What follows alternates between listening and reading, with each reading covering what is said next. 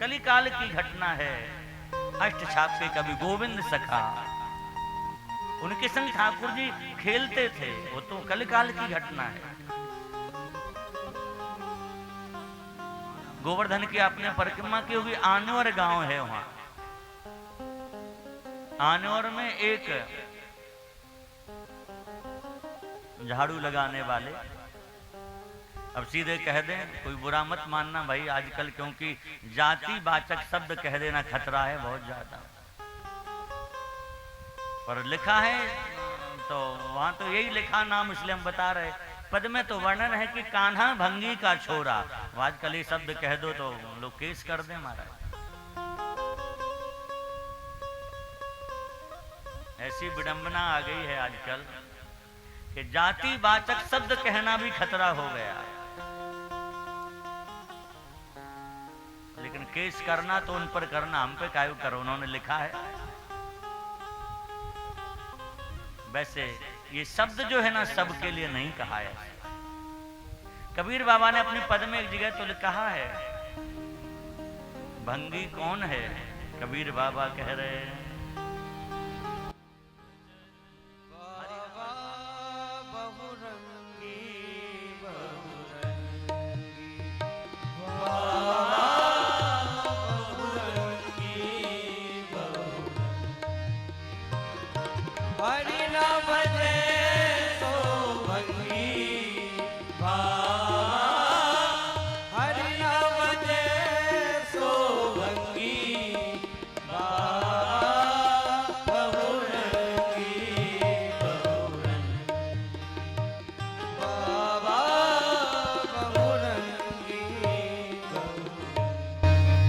बाबा कह रहा, हरि ना भजे सो भंगी, जो भगवान को ना भजे वो है।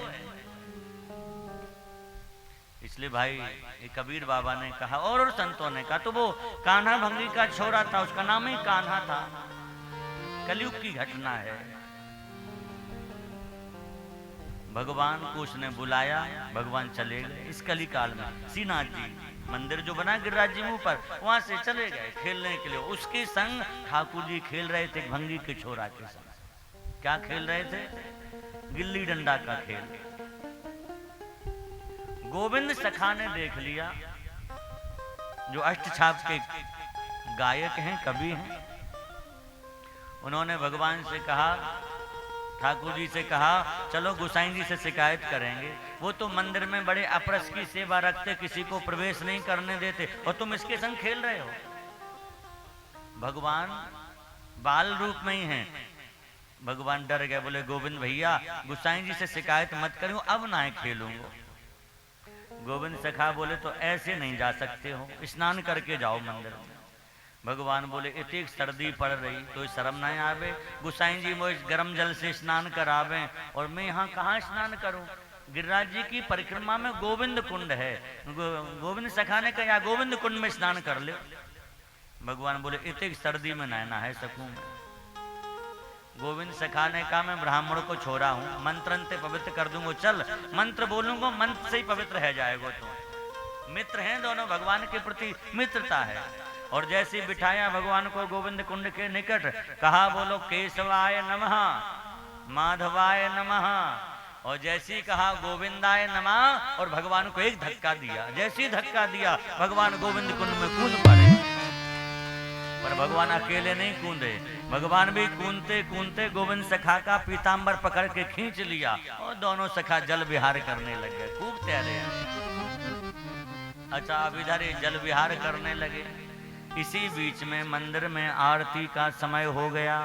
तो हमारे यहाँ आरती के पहले घंटी बजाई जाती है। आरती हो ना, उसको थोड़ी देर पहले टंकोरा बजता है, ऐसे घंटी बजा देते हैं। क्यों? इसलिए कि हे प्रभु, आप कहीं किसी भगत के पास घूमने फिरने गए हो तो आरती की घंटी बज गई, अब मंदिर में आ जाओ, आरती तो करवा लो।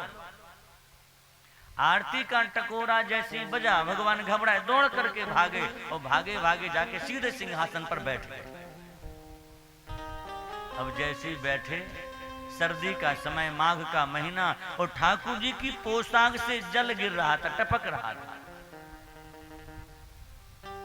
गोसाई जी लाला मानते अपना, गोसाई जी ने जैसे देखा पर्दा बंद किया, जय जय इतनी सर्दी में पोशाक गीली कैसे है गई आपकी, कैसे भीज गए। अब ठाकुर जी गोसाई जी से नजर नहीं मिला रहे, नीचा मुंह करके बोले, वो आपको चेला है ना सेवक। कहा कौन? बोले गोविंद सखा। आज वाने मोकू गोविंद कुंड में धक्का दे दिया। सुनते गोसाई जी बहुत नाराज हुए, गोविंद सखा को बुला के फटकार लगाई, मेरे छोटे से लाला हैं और तुम्हें जरा भी तुम्हें ऐसा नहीं लगा कि बीमार पड़ जाएंगे, सर्दी लग जाएगी और तुमने धक्का दे दिया, ये ठीक नहीं कहा गोविंद तुमने।